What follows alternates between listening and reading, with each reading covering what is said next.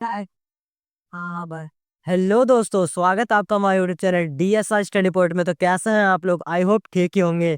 तो चलिए बच्चों, बात करते हैं आज हम क्लास 11th की फिजिकल एजुकेशन अर्थात शारीरिक शिक्षा। तो आज का हमारा चैप्टर 7वां है, जो कि थोड़ा हमारा बड़ा है और इम्पोर्टेंट पार्ट है। ठीक है बच्चों, तो हमारा 2 पार्ट में बंटने वाला है। ये हमारा फर्स्ट पार्ट होने वाला है बच्चों। तो बात करते पहले आके कि चैप्टर का नाम क्या है। कि हम बच्चों, चैप्टर का नाम है खेलों में शारीरिक रचना एवं शारीरिक क्रिया और विज्ञान किंजोलॉजी के मूलभूत सिद्धांत। बच्चों क्या होता है, जैसे कि अब खेलों में शारीरिक रचना। अब बात बात करें खेलों में शारीरिक रचना क्या होती है। तो खेलों में शारीरिक रचना वो होती है बच्चों की, जब आपके शरीर की बनावट होती है उसे शरीर रचना कहते हैं। आपको तो खेलों पता ही होगा, ठीक है बच्चों। और शारीरिक क्रिया में विज्ञान। अब शारीरिक क्रिया में विज्ञान क्या होगा? शारीरिक क्रिया में विज्ञान होगा बच्चों की आप अपने माइंड से क्या कर रहे हो, अपने माइंड से खेल कूद में कैसा प्रभाव कर रहे हो, ठीक है बच्चों। और किंजोलॉजी मूलभूत सिद्धांत। अब किंजोलॉजी मूलभूत सिद्धांत क्या होगा? किंजोलॉजी मूलभूत सिद्धांत ये होता है बच्चों की आपके शरीर के अंग का पार्ट को ज्ञान कराना, उसे किंजोलॉजी मूलभूत सिद्धांत कहते हैं बच्चों। आगे बात करते हैं बच्चों।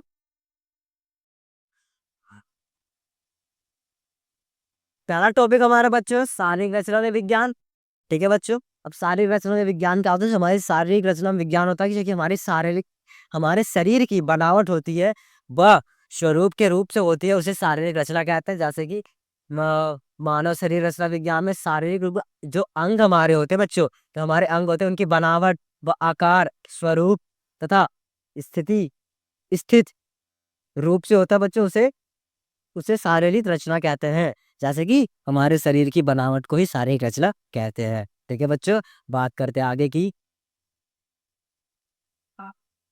बच्चों हमारा है किंजोलॉजी मांसपेशिया गति विज्ञान। अब किंजोलॉजी मांसपेशिया गति विज्ञान क्या होता है बच्चों? तो किंजोलॉजी मांसपेशिया गति विज्ञान होता है बच्चों की हमारे जो शरीर की, मैंने बताया बच्चों कि हमारे शरीर की जो अंग होते हैं उनका अध्ययन करना से किंजोलॉजी कहते हैं। जैसे कि पेशिया गति विज्ञान की वह शाखा है जिसमें जीवन के शारीरिक गतिविधियां और सुव्यवस्थित एवं क्रमबंध में ज्ञान लाता है। और ये शारीरिक विज्ञान के जोड़ों को भी बताता है। जैसे कि शारीरिक विज्ञान को भी अध्ययन कराता है। और जैसे कि हमारे हमारे बनावट व मांसपेशियां, हड्डियां और जोड़ों के कार्यक्रम में उपस्थित रहता है। जैसे कि फिर से बात करेंगे किंजोलॉजी मांसपेशिया गतिविधि क्या होता है। किंजोलॉजी मांसपेशिया गति वो विधि होती है जो कि हमारा सुव्यवस्थित और क्रमबद्ध में अध्ययन करता है, और हमारे शरीर के बनावट जैसे कि मांसपेशियां, हड्डियां और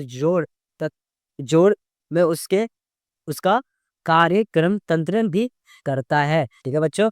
जरा से मुझे जुकाम हुआ है तो मेरी आवाज थोड़ी सी आपको ऐसी आ रही होगी, तो कोई बात नहीं, मैं बढ़ाऊंगा आपको फिर भी। हम्म। तो इन बच्चों पे बात करते हुए जो मानव शरीर के मुख्य तंत्र, जो मानव शरीर के मुख्य तंत्र क्या होते हैं बच्चों? जैसे कि मानव शरीर के मुख्य तंत्र हो गए कि कंकाल प्रणाली बच्चों, मांसपेशिया तंत्र और पाचन तंत्र और श्वसन प्रणाली और तांत्रिक तंत्र और प्रजनन तंत्र, सॉरी प्रजनन प्रणाली। ठीक है बच्चों। तो हम इसका पूरा एक्सप्लेन करेंगे आगे चल के बच्चों। ठीक है, एक बार और बता दूंगा मैं आपको कि कंकाल प्रणाली, मांसपेशिया तंत्र और पाचन तंत्र और श्वसन तंत्र और तांत्रिक तंत्र और तांत्रिका तंत्र और प्रजनन प्रणाली। ठीक है बच्चों, बात करते हैं आगे की। ऐसी है। अब बात करते हैं बच्चे की शारीरिक विज्ञान के, सॉरी गलत हो जाएगी, लिए सॉरी, अच्छा गलत हो गया था, बट कोई दिक्कत नहीं है। बात करते हैं शारीरिक रचना विज्ञान की, किंजोलॉजी और शारीरिक क्रिया विज्ञान की महत्व। अब जैसे कि हम शारीरिक रचना और किंजोलॉजी का महत्व ज्ञान करेंगे। जैसे कि शारीरिक कृष्टि में मदद करता है। जैसे कि अगर शारीरिक कृष्टि में हो गया कि अगर आप किसी खेल कूद में भाग ले रहे हैं ना, तो आप में शारीरिक पुष्टि में मदद करता है। जैसे कि आपको मदद दिलाता है खेल कूद में आपका फुर्तीला बनाए रखता है, ठीक है बच्चों। और शारीरिक रचना के बारे में ज्ञान प्रदान करता है। शारीरिक रचना के बारे में जैसे कि हमारे अंग जो होते हैं ना, उनके बारे में वो ज्ञान प्रदान करता है कि कहाँ से हम कैसे जैसे कि हम क्या करेंगे तो हमें क्या हानि हो सकता है, और क्या हमें अगर हमें ये नहीं करना चाहिए तो हमें क्या लाभ हो सकता है, ठीक है बच्चों। उनमें वो ज्ञान प्रदान करता है, ठीक है बच्चों।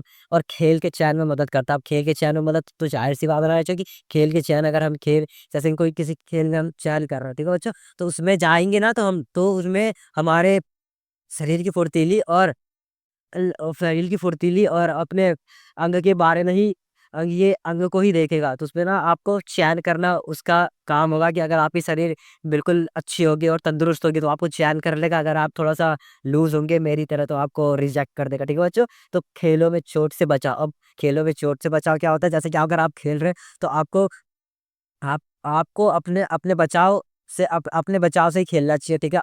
अपने बचाव से खेलें, जिससे अगर आपको चोट लगेगी तो अधिक आपको हानि हो सकता है, ठीक है बच्चों की। तो आपको खे चोटों से बचाव भी करना होगा, ठीक है बच्चों। तो बात करते हैं आगे की।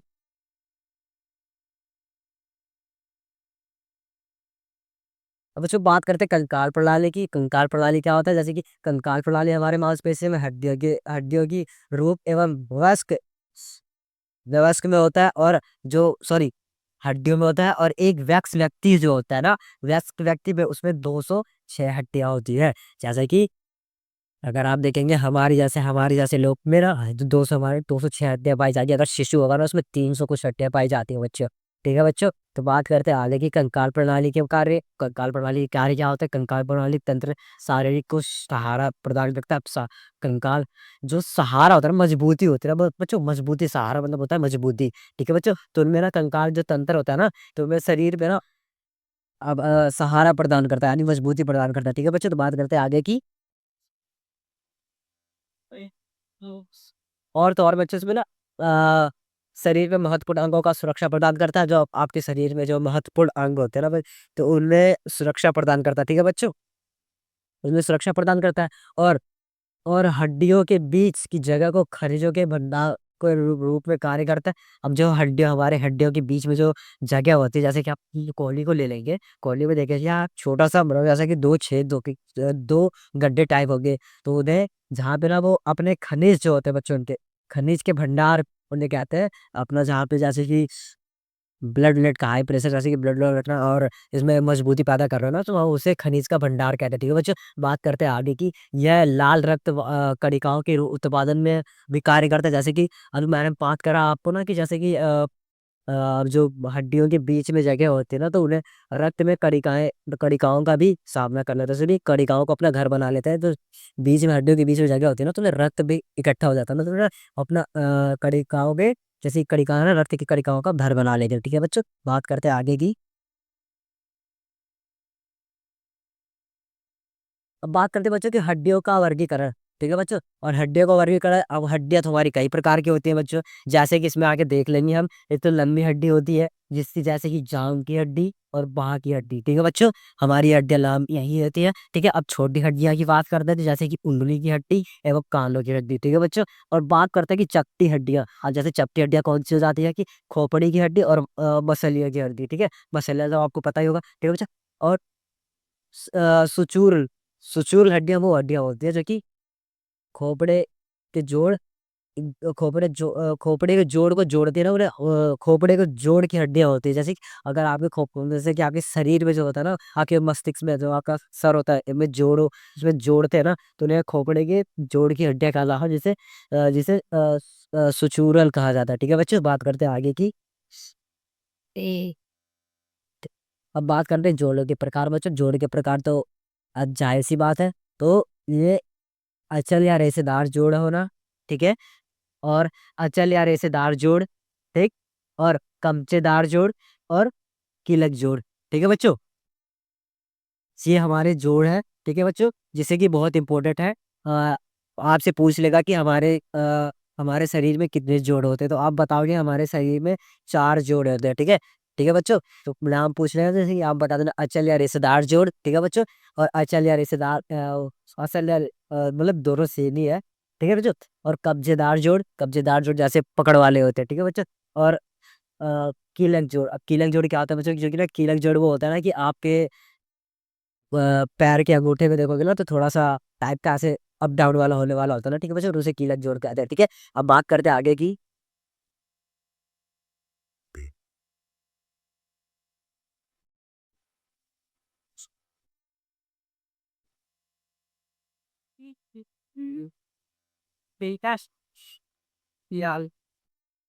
એટલે તો છું मैं तुझे बताना चाहूंगा कि किसी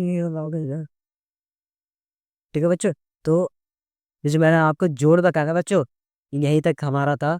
बाकी मिलेंगे आपको अगले पार्ट में, क्योंकि ये चैप्टर बहुत इंपॉर्टेंट है। जब तक के लिए धन्यवाद। ठीक है बच्चों।